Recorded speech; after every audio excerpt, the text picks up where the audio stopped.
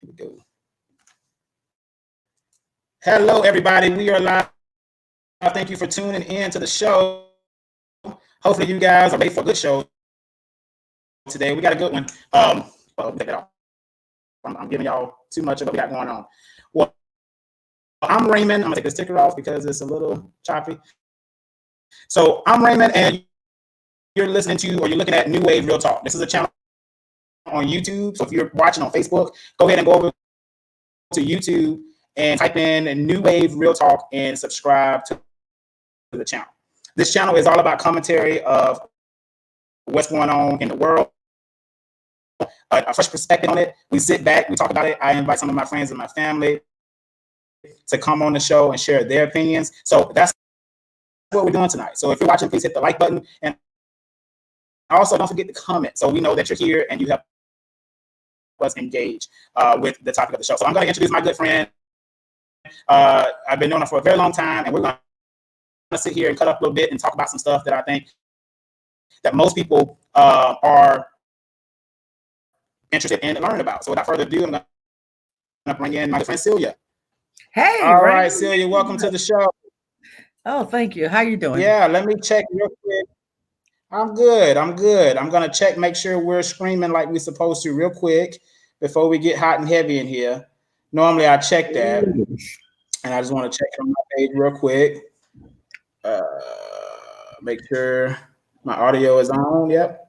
To YouTube. Okay, audio is on. All right, so we're going to get into the show. We're going to open this thing up right now with the story of the pastor of New Birth Missionary Baptist Church, Stonecrest, Georgia, Pastor Jamal Bryant.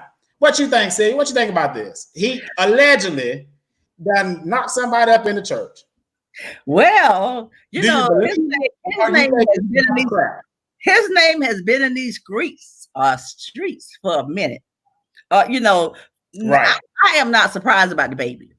Allegedly, he has a young lady pregnant. He's denied it. Well, what man of a big church, mega church, would not deny it? You have to be a fool not to deny it, okay? That's right. You almost have to this. Huh? Excuse me? Can I hear you? Well, you can hear me? I can hear you good now. And okay. We know with the mega churches, all the blame, if something goes down with a young lady, is having relations with a pastor, she's going to be thrown under the bus. The pastor will walk. I don't know. Allegedly, this happened. I don't know. But I think it need to be investigated. We just can't throw Pastor Jamal under the bus, but we could bring it to the forefront because we know that a lot of this is happening. It's been happening since the Bible was wrote. So it's nothing new. But people should not be blindsided that you're preaching the gospel and you're doing another thing. And you having all kind of relations. Right. Right. Just you know about the COVID-19, what he did, right? Yes. Now that's fact. That ain't no fiction. Right. That ain't no alleged. Well, so he did this video where he talked to his congregation, and it was a 15-minute video. I think I sent that to you. I don't know if you watched it all the way, but he opened it up and he talked about all of the good things that he has done for the community and all of the good things that he's continuing to do. My take on Pastor Jamal Bryant, alleged new baby, is if it's true, I think he needs to own it and just move on with it. It's here. If it's true. Now, Pastor Jamal Bryant has been into some mess before, so I really don't think if it's true that he would come out so hard to say it's not true. You know what I mean? Well, I want to say this. Why would a woman say if you've been there, you can be accused. Let's put it like that. Right. Exactly. That's true. If you've been there, you can be accused. If you want an individual. So in order for her to, that is something serious. Right. We're talking about another human being, a little bit of human being here. And that need to be taken care of. And for a woman, we know some people can do things that is just wrong. But in order for her to come up with this, and allegedly he pregnated her, then he had to have been there. So he's under the bus. Some in the That's milk. all I got to say about that. Some in the milk is not clean, as they would say back in the day. My mother would say, "There's a blind spot in that milk." That's right. It's gonna come up to the surface. It's coming to the surface. Right. What do you think the members of New Birth? What do you think they should be? What should be their focus right now? I think New Birth really should examine themselves, the board and everybody, the congregation, the board, and pretty much the board run things. But I think New Birth really, they have some serious challenges. I mean, when you're talking about child molestation, now we're talking about infidelity. I think New Birth really need to go to the table and deal truly with God and ask God to send them somebody that's going to guide the people. The people should get up and walk out. It's just crazy that this church keep getting one damnation after another damnation, and everything cannot be false. This is crazy that it's like, if you know wrong is going on, don't sit up there and be led to the slaughter. Right. You've been led by the slaughter. Now, the Bible says we've been sifted, shaken, ready to be destroyed. Right. And all the day long, that's what the devil's intent is, to slaughter you. Right. So, to me, for New Birth congregation to sit up there and keep blindly ignoring anything. I can't say what's going on in New Birth. I really can't, because I'm not there. I'm not a member. So I can't say what's truly going on. But something is going on, and people are turning their head. And we know they say if the head ain't right, the body ain't gonna be right, and the tail gonna be definitely stinking. Okay. That's it. So yeah. Well, I definitely, I definitely want and hope that it's untrue, and I hope that, at the end of the day, right, and at the end of the day, time will tell, right? I mean, truth is always available. Right. Well, let's move on. With the show, and we're going to talk about Ahmaud Arbery now. I did that show about a week ago, and I talked just really from the heart of how young African American males, we're such a target in America, and why is that? I mean, why is that? So I believe truly of the day, I truly believe that as a people, once we know who we are, and everybody else know who we are, we don't know who we are. And I believe it's fear. A young man between the ages, I say the time his mother birthed him to the time he is about 60, he's a threat, a black man in America. If they could do what it was did in the good book of, when God struck Pharaoh firstborn, if they could do that and get away with it, they would do that to every black male coming out of a black woman's womb. Right. And once a black male understands who he is, and that the earth started from him, and stand up boldly and be himself, then, sometimes we have to stand for something, and we have to die for it. And we know plenty of them, Malcolm X, Martin Luther King, plenty have died. Marcus Garvey have, Harriet Tubman, many have set the way for us, and they risked their lives, they died. We got to stop living in fear and stand up for something, or we'll fall for anything. And that's my point on that. Fear of a black man. That's what made them hunt them down like dogs. Right. and kill them, take their lives, take them away from their mothers, take them away from their siblings, their wives, their aunts, their friends. Like they're no human being. And, you know, as a Black mother and a Black grandmother, I'm tired of crying. Right. And I'm gonna continue to pray. As for you, Raymond, you know, you could be young, you could be my son or my grandson. Right. But to think about you, and you got a family, a lovely family of your own. Right. That you might be on your way doing your business, you're a businessman. And just stop and you can get shot. That fears me. Right. And sometimes it's so overwhelming, I just began to weep. Sometimes I think Black mothers can't even get out the bed. They're so scared. And you have to keep pushing, though.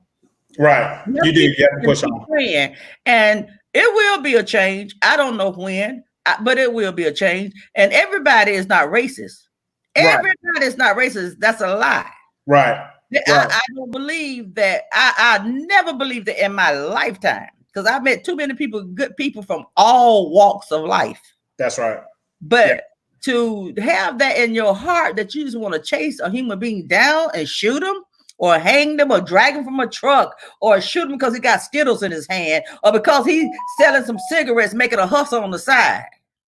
Get out of here. You know, well, like it's crazy.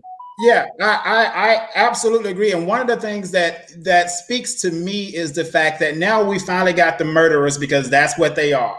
You know, when our people go out and they do something wrong, there is no confusion about typecasting and labeling. So we're going to label these two white men for what they are, the murderers who killed him in cold blood, have now been arrested. But a lot of people are talking and they're saying that, yeah, they arrested him, but we need a conviction. There is no absolutely right. Absolutely. Now, what is going to happen? You know, is this a show? Is it a show? What is going? You know? Oh, the good old boy network. Okay, but just hang on, Harry. Hang on, Bill. I don't know these clowns' names. Okay, these murderers' names. We're not gonna call them a clown. A clown is good. Right. A clown makes me laugh. Right. I would not put them in that category. Okay. Right. So we're gonna call them murderers and what they are. Exactly. Evil, wicked, demon, murderers, whatever you want to call them. You gotta be evil. So what are we gonna what is gonna happen? Is they telling them, okay, just stay here for a minute, it's gonna calm down, oh, they'll go away, the media will go away, and you know what? It's gonna be a hung jury, or guess what? Oh, it's gonna be a mistrial. You'll walk, you'll never see the inside of a jail. Just rest here a little bit, Billy Bob. No, absolutely not. Something has to be done. And to keep seeing this over and over. This young man was 25. His birthday was today. His birthday was today? Today. Wow, I didn't even know that. Wow. Yes, run for Ahmaud, yeah. His birthday was today. Now, my son. Let's take a moment of silence in his honor. All right. I mean, that story is it reaches so many people because it's something that you can't explain yourself out of. People watching that video, no matter what race you are, no matter where you come from, I don't understand how you can try to explain the innocence into the scenario, because there was no innocence. It was pure evilness that happened on that video. And moving on to another part of the story, our president issued a statement about Ahmaud, and he said that obviously he saw him in a tuxedo, so he had to be a good guy. Isn't that something? Right. And he also said in that interview, though, because President Trump, and I call him president because the Bible says to pray for your leaders, to honor, to respect your leaders, put them in the position of power. And at the end of the day, all power is in the Lord's hands, and nothing that Donald Trump can do without the allowment, if you will, from God. God allows him to move and have his being. So at the end of the day, I don't fret in calling him the president, because at the end of the day, he is the president of the United States. But in his statement, he said that he was a good guy, but he also stated in his statement that there may be things in the video that didn't. There may be things that have happened that wasn't caught on the video. To hint that there must be an explanation for this that we don't know. Do you think they're trying to go ahead and set up a new storyline for this whole story? Hell to the end. Hell to the end. I figured out a old good woman, Whitney Houston. Right, Whitney Houston. I love me some Whitney. Yes, but anyway, yes, they laying the groundwork. When you start saying, and I'm gonna revert back to this a little bit. How dare he think that his mom or he couldn't afford a tuxedo? A tuxedo don't make you or break you. I couldn't get over that one. And then to come back and say, oh, they went away from the video and then they came back to the video, all this bull crap. That is ridiculous. We saw what we saw. The video footage tells the truth and try to lay the groundwork that we exonerate these guys. Right. That's what that's all about. And you know now that father, was in a picture with Kemp. Right. I did see that. Yes. Yep. So let's go deeper. And he was a part-time police officer. You know that, right? Right. I didn't know that too. Yes. So ain't no telling what kind of dirt or Ku Klux Klan and stuff been going on, over the years. Right. But for them to be so callous to let them go home and lay their head on a pillar when a mom in the community is crying over a young man's, outright slaughtered. Right. And the president, not of white people, not of black people, not of Chinese people, not of Asian, Jewish. He, the United States president of the United States of the people. Right. Right. Everybody. People. Right. And he doesn't get that. He doesn't. As one, you step up to the plate. Right. And you condemn it. You condemn it. If definitely do. Yeah. Here's the thing, Raymond. What he did, he condemned and then he took the condemn away. Exactly. I'm about to cuss. That reminds me of what happened last year. I think it was last year in Charlottesville. He did the same thing. Same thing. Now, in that scenario, it was a young white woman. Now, I was surprised that the president just threw that girl on that poor child. They ran over that poor girl because she was standing up for what was right. What was right. But it was interesting because what that shows you is Trump will defend anyone he think that supports him. It's not a color. I don't think it's color. I think it is you support me, I protect you. That's Clearly, those guys vote for Trump. That's right. If he low to the ground and you get him low to the ground with him, yes. Yeah. You're a good old boy. Come on over. Right. I just chopped somebody's head off. Right. As he said, he can shoot somebody broad daylight in New York City. It wouldn't have to be charged. And that still stands true today. So I don't get it, But I'm gonna touch a little bit on Biden, just a little bit. Okay, go ahead. On Biden and the young lady that's accusing Biden. I don't even know why this even taking front center when the president of the United States said he would snatch women by the what? You fill in the blank. That's all I got to say. Right. This is crazy. And she came out the woodwork. You come out the woodwork when a man running for president. Right. And, I'm a woman. There's no way I'm gonna tolerate, that kind of behavior.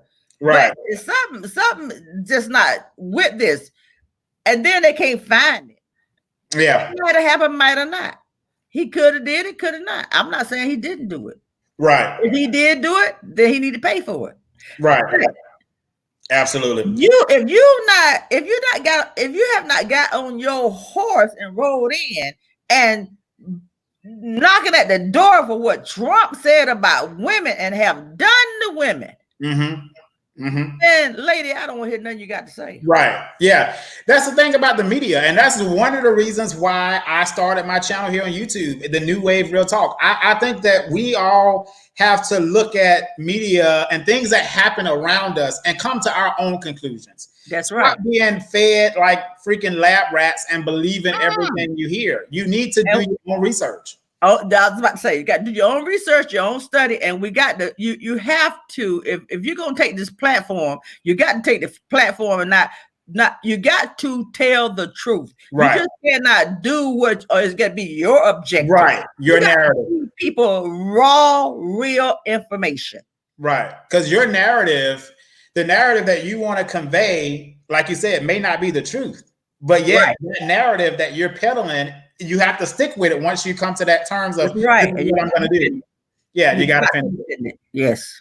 And yeah. Well, I hope and pray that Ahmaud Arbery does get a conviction, because I don't see how anybody that's looking at that tape cannot come to the conclusion that they murdered that guy. Now, I don't even think there's a real reason to why. It wasn't self-defense. It wasn't he was running away from them. I mean,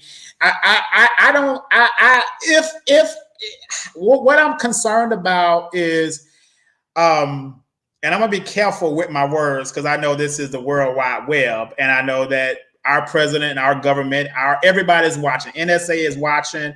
Everybody is watching at the end of the day. But if these two guys do not get convicted, we as Black people are gonna have to make some decisions. Period. Because at this point we have been here over and over and over again. When does it stop? I think it stops when the people stand up and say enough is enough. I think that's when it stops. Yeah, it stops when not only the Black community should say enough, right? But our white counterparts, our Asian, our Latino, as a whole, that we feel about one another. And you said, and that is what's happening, but it's not enough. But I thank God for. I do thank God for our community, because we do try. Mm-hmm. We do try, and we do try to bring it to the forefront, stand up. 90% of the times we don't get the justice that we need, but we do bring it to the forefront, which I love. Right. But we need our Latino brothers and sisters. We need our Jewish brothers and sisters. We need our Caucasian, whatever God have born you. We need our brothers and sisters to stand with us and say, this is not right. Correct. That's true. Because that now, the statement that you just made there reminds me of a time, I think it was in 67, in the 60s, 68, 67, the civil rights. So there was a such thing as the Freedom Riders. Yes. And there was white people dying in the street. Right.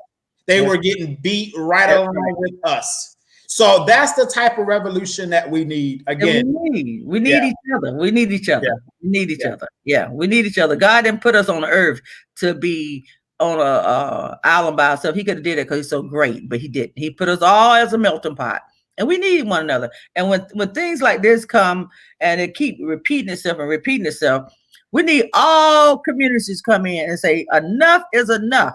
Right. Stand with me, brother. Stand with me, sister. You know, you got kinky hair, you got golden hair, you got jet black hair. You might be a different nationality. I don't care. Right. Stand with me. Right. Absolutely. If it happened to you, call on me. I'll stand with you. Absolutely. Let's stand with each other. Stand with each other, and eradicate this thing that's called racism. Right. Well, let me say this. If you're watching this on Facebook, go ahead and put in your comments so that we can get you engaged in the conversation. We want to hear from you. Looks like we got a special comment, and this is going to make you feel good. Emmanuel Jones. So he's watching you. He's watching you. So if you're watching by way of Facebook or YouTube, definitely get in on the conversation. We're going to go ahead and switch gears a little bit. And on that conversation about the people and about how we're doing as a people and all of this, I want to talk about this because, well, I guess I should put this here. I should put this. What is the NAACP really doing for us? Whatever politically correct way I should say that, what are they doing? The National Association of Color People. For the advancement of colored people. And we are losing people every year to the same senseless violence, the same targeted attacks on the same people. But yet we have an organization that alleged to stand for the advancement of colored people. So what's your thoughts on that, Celia? Well, I'm gonna tell you what happened to me a long time ago. I'm gonna start off with that. I was in nursing school. And I had got my first year of nursing and I missed the appointment. So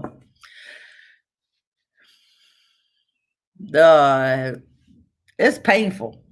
I don't think I tell too many people about this. So I had all my electives, everything got into. So I missed the appointment. She told me I can come. So she tells me she made the appointment. I go in. She was the director of the nursing program at school. So she tells me, she said, I think you don't need to be a nurse. Oh, she told me. She told me, why don't you go over to a technical school? I will never forget that. I will never forget that. I called NAACP. I went over to the office. I said, they made me wait all day.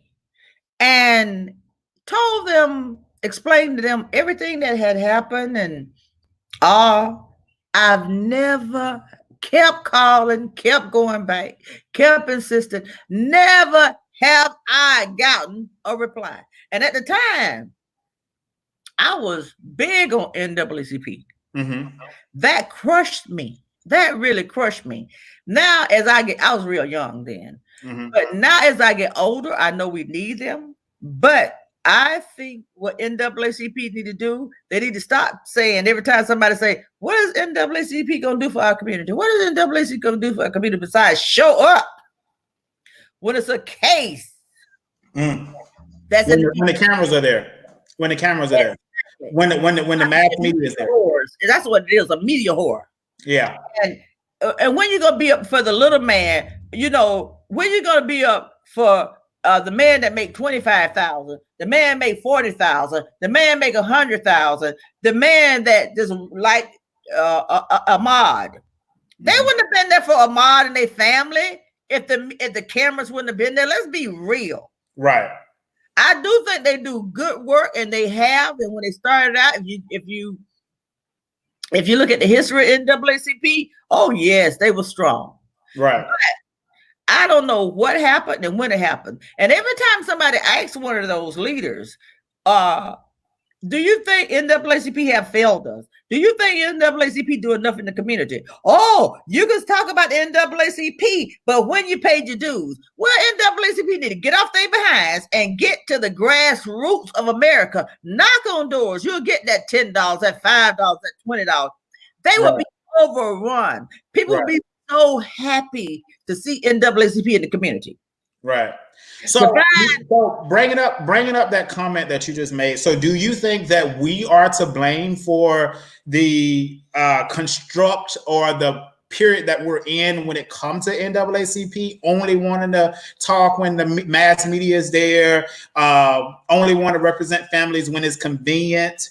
Do you think that we as a people have made that become the norm, or do you think that the association has lost their own vision, their own mission? Both. Both. I think we got relaxed and gave the steering wheel to NAACP and then hold them accountable.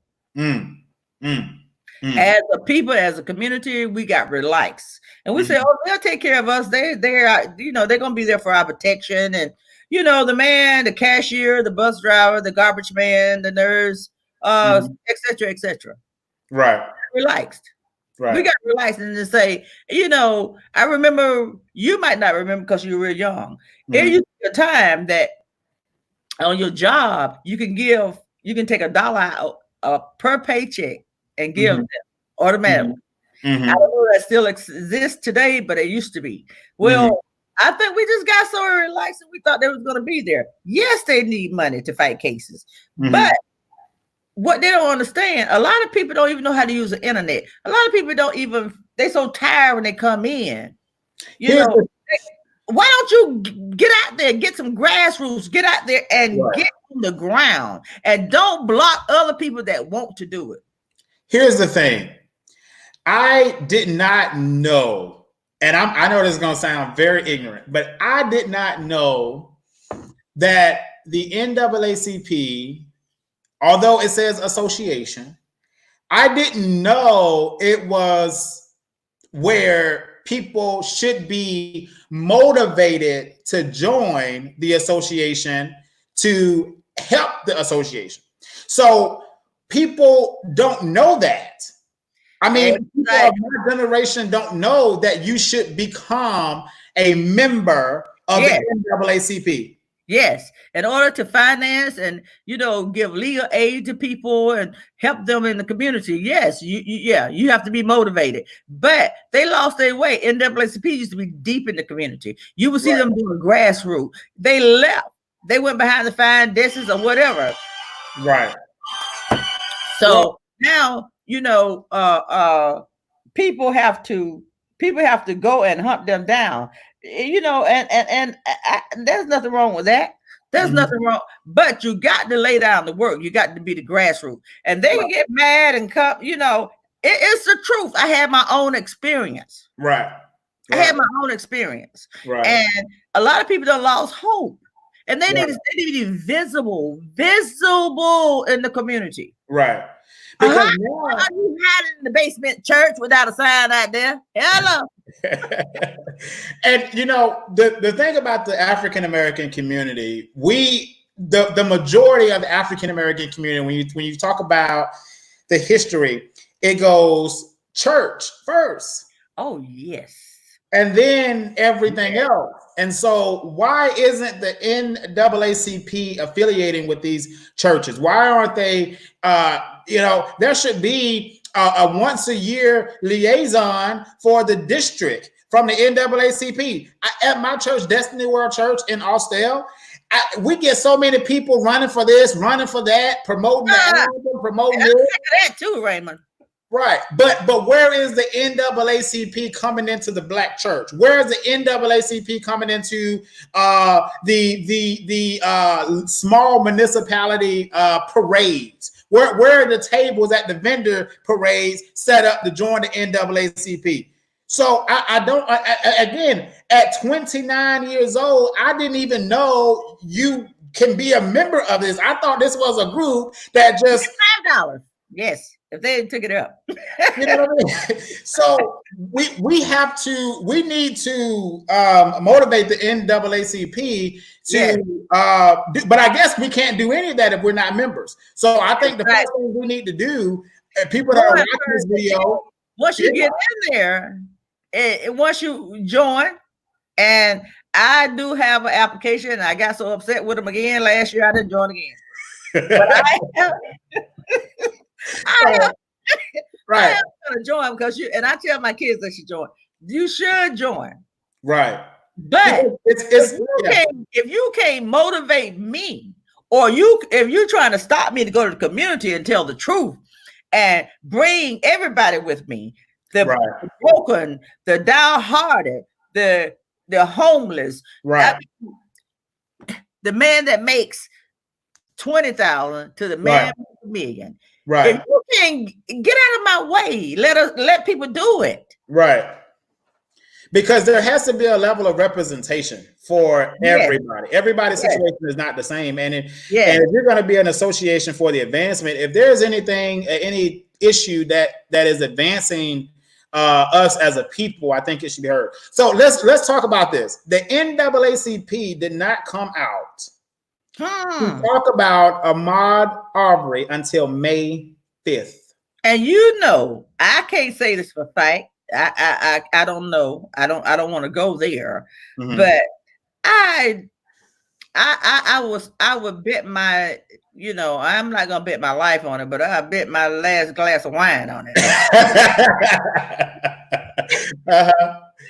That I guarantee you that poor mother, the poor grandmother, or the uncles, the friends called. And nobody returned those calls. When that tape, that you know how that was released, right? Right.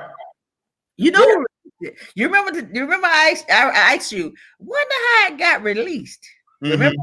Mm-hmm. You know who released it, right? The video? Yes, the video. Yeah, I heard. Tell the people. Tell the people. Lawyer. For the lawyer. But it was for the defendants, the white men. Yeah, the murderer's lawyer. Now, isn't this something? It was another person there, video. Mm-hmm. Well, they gave the tape to the lawyer.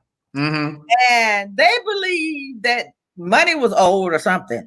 So the lawyer got tired and he sent it over.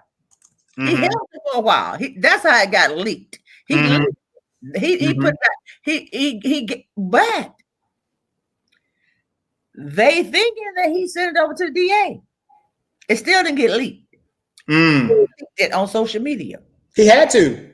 Yeah. Because they was gonna bury it. They was gonna bury it and destroy it. We would have never seen that video. No. Yeah. But you know what? God always got the last word on it. Right. And whether you think you done got away with something, whether you think it's not going to be uncovered, God will put, and you might think that you just doing something to get back at whatever, but God always got a way for truth to come to the light. Right. Truth cannot bear darkness. That's true. I think that attorney weighed heavily on the decision probably to do that, but I'm glad he did it because at the end of the day, it needed to be done. People needed to see the truth. I don't even think it was about money. I truly believe the anger and the conscience of just what he saw. Right. You know, could you imagine sleeping with that? Right. And knowing it and not, you know, I mean, you got a mother who is weeping every other hour. Any memory that crossed her mind that remind her of her son. Living in the same house that her son went in and out of, going in the same room, seeing his clothes, seeing his artifacts. All of those things are constant reminders that she's going to have to live with for the rest of her life. And the man was 25 years old. And it's almost crazy to think that I'm older than him because I mean, sometimes I consider myself very young and I'm 29, but for him to be 25 and, you know, just killed in cold blood like that, I'm glad that dang on lawyer released the video because it needed to be done. Yeah.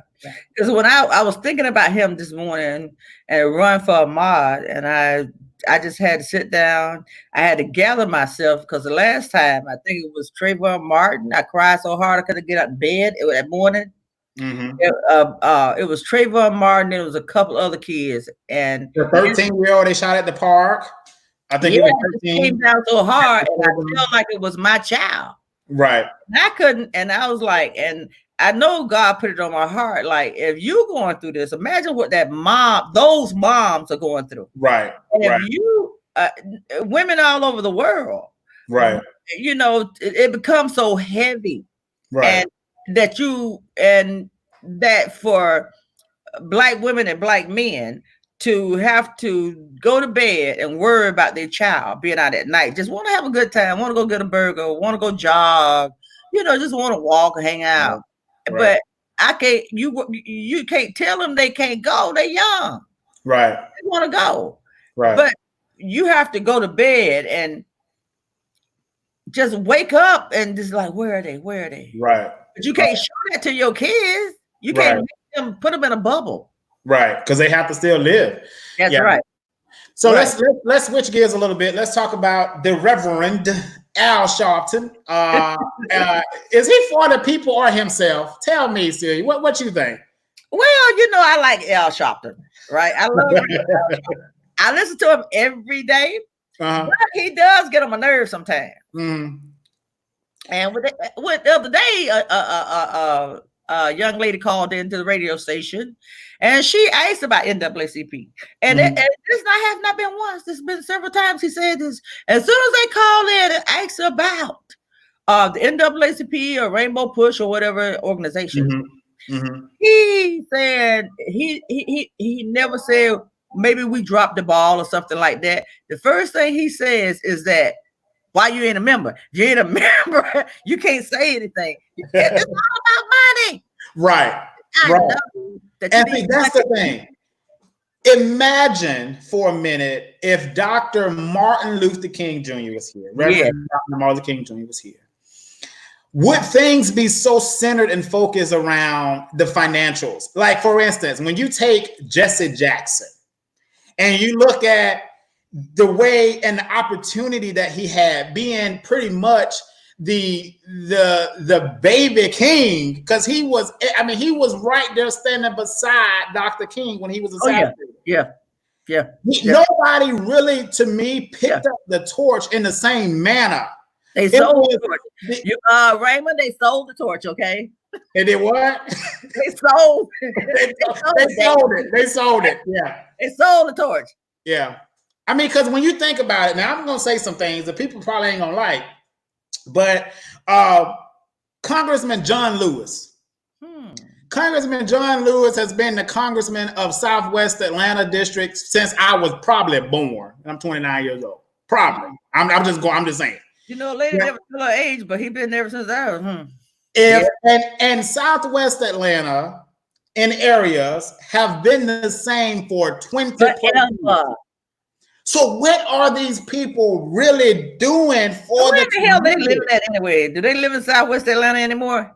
No. They talk about them Buckhead somewhere, right? Exactly. Yeah, I don't know where they live, but I know that the representation is not what it should be. You should not represent me if you can't live in the community. Right. Right. I agree. Well, I hope that now, and going back to Al Sharpton, because he is such a figure when it comes to Black people and talking. He's an icon. Yeah, he's an icon. But my issue with him is that I don't think it is from a place of the people that he represents. I think it is a balance. It's more of a mixture of how will this affect my future? How will this make people feel about me? And how will I still be able to do the things that I want to do? Nobody is laying it on the line, is what I'm basically. Nobody's laying it on the line. No, he ain't laying it on the line. Yeah. He's not laying it on the line. He's not laying it on the line. If he laid it on the line too heavy, finances will be shut off. Because when you think about this, when you look at the NAACP, when you look at all of these organizations that supposedly represent our people, what you really should look at is who is supporting those organizations, who's pulling the strings, who's in behind the scenes. If it ain't the people, which with the NAACP is supposed to be the people, supposed to be the people. But as Reverend Al Sharpton said, are you a member? So what happened to the people? Right. And now it's one leader here. He don't take on the role as a Black leader, but he is so dynamic in the Black community, and he's on 1380 WAOK. Derrick Bozeman. Derrick Bozeman was out in he was a commissioner. Yes. Exactly. Yeah. He's no longer a commissioner, radio personality now, but he used that platform to do many, many good jobs. Matter of fact, he's over how to let us make men. Right. And I took my grandson there a couple times. He's just dynamic, and he fights for the elderly, the young, the old, the broken down, the disheartened. You name it, he does it. And his name. His name is just great in our community. And he's doing a wonderful, wonderful work. I've never met him. I've been to events that he's done, but I listen to him every day, and plus he's funny. And I think people really should tune in to Derrick Bozeman. He comes on, I think, about around 4 o'clock on WALK. He's just a great leader. Good. A great leader in our community. Well, And if you're watching this on the politician. Yeah, if you're watching this on the playback, definitely Google Derrick Bozeman and go check him out. If Celia's recommending him, I believe in him. That's all I'm gonna say. And we're gonna talk about one more politician here in Atlanta. Let's talk about her real fast, and then we're gonna put a wrap on this thing. Keisha Lance Bottom. Right, the mayor of the city of Atlanta, the largest city in the state of Georgia, the capital city of Georgia. Her battling with this coronavirus, and her trying to work in tandem as much as she can with the governor, Brian the Stiller Kemp. I call him the Brian the Stiller because he stole the election. He stole the election. Oh yeah, he was a fox over the hen house, baby. Right. Brian, you know what? I'm gonna start anytime I talk about him, Brian the Stiller Kemp. That is officially his name. That's his name. I call hen house. And I call Stacey Abrams almost Governor Abrams. That's what I call her. Yeah. Stacey, go Stacey. All right. So let's talk about Keisha Lance Bottoms here for a minute, because when we were talking about the politicians and people that are somewhat antiquated and possibly bought by other entities and not necessarily putting it on the line when it comes to our people. We have a young politician here, Keisha Lance Bottoms. She's not necessarily new to politics. I mean, she was a councilwoman. She actually worked with Kasim Reed, the former mayor of Atlanta. She graduated from Frederick Douglass High School. She's a product of Southwest Atlanta. And she is fighting to continue to save lives in Atlanta. So have you been following Keisha, Celia? Yeah. What's your thoughts on Keisha? She is just, I mean, my hat's off to Keisha Lance Bottom. She did what was right. Mm-hmm. She did what was right. You know, she got a lot of enemies.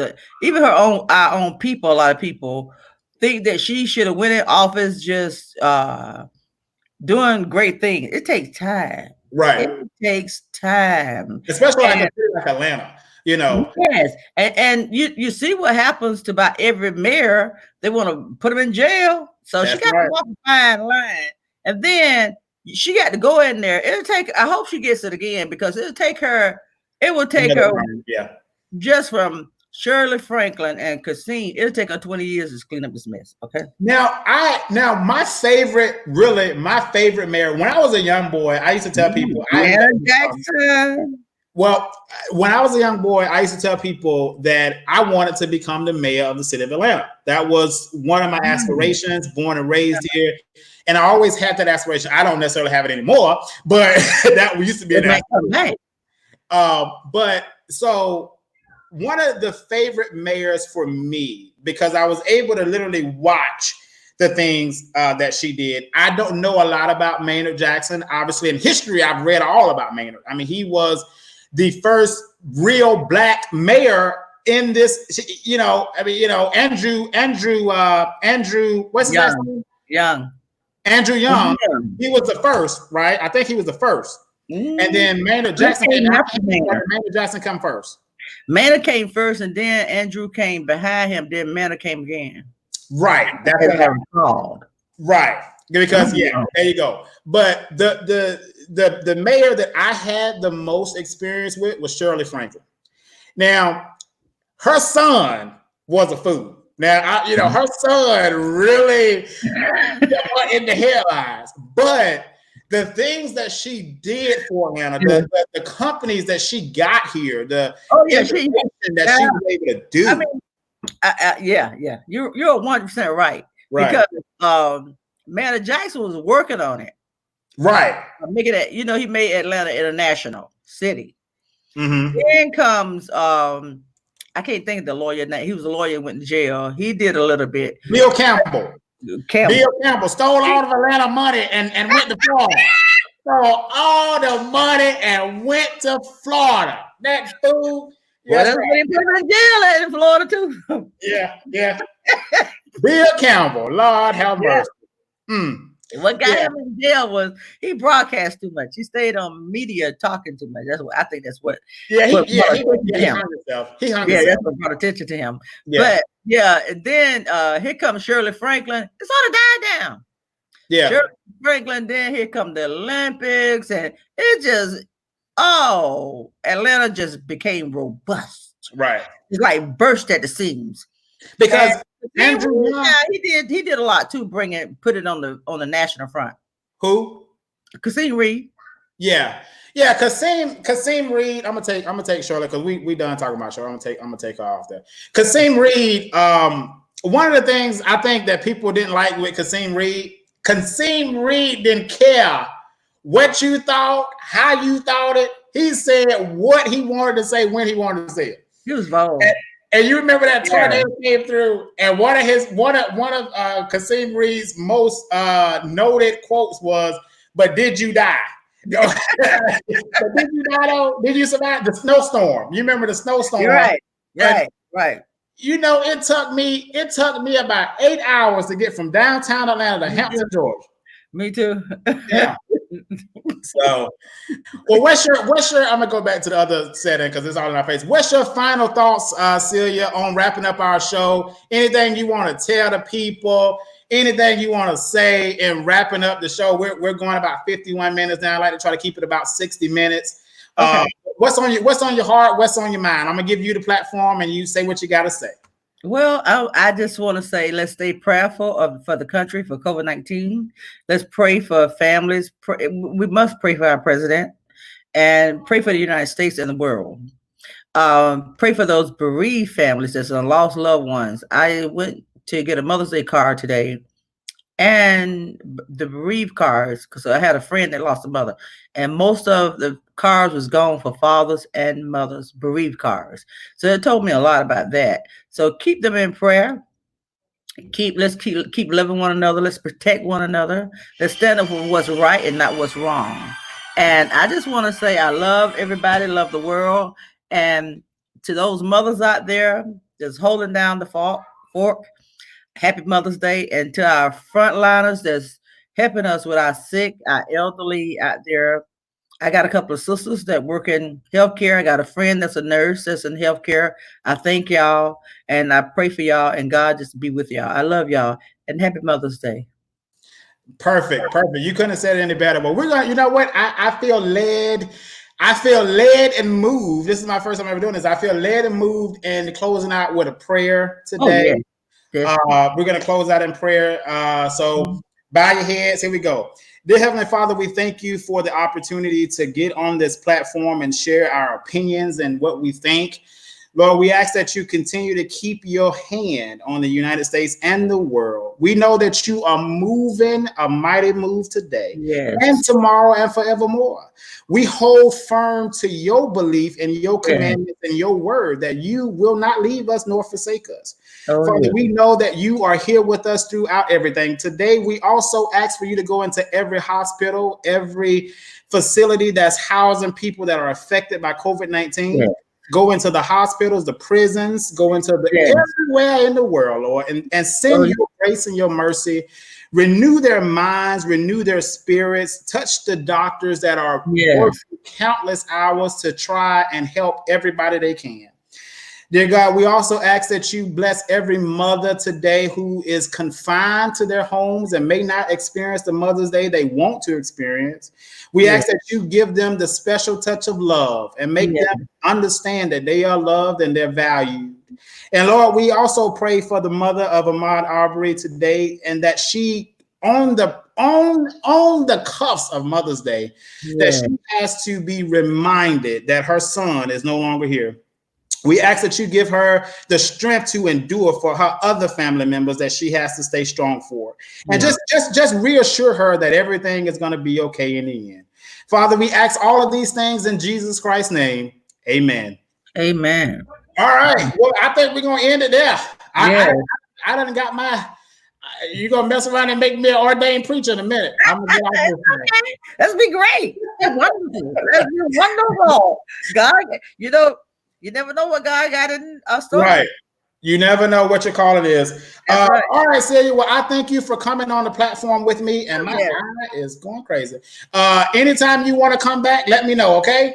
All right. Well, thank you. Thank you for having me. I enjoyed it. Perfect. You be well, and I'll be talking to you. All right. All right. Bye-bye. All right, ladies and gentlemen, thank you guys for watching the show today. I hope that that's why I'm because my eyes water. I think that prayer not got me. But I definitely hope that all of you guys are moved by the show today. And again, pray for all of those affected. And I'm gonna leave it there. Like, share, and subscribe, and I will see you on the next one. Peace out.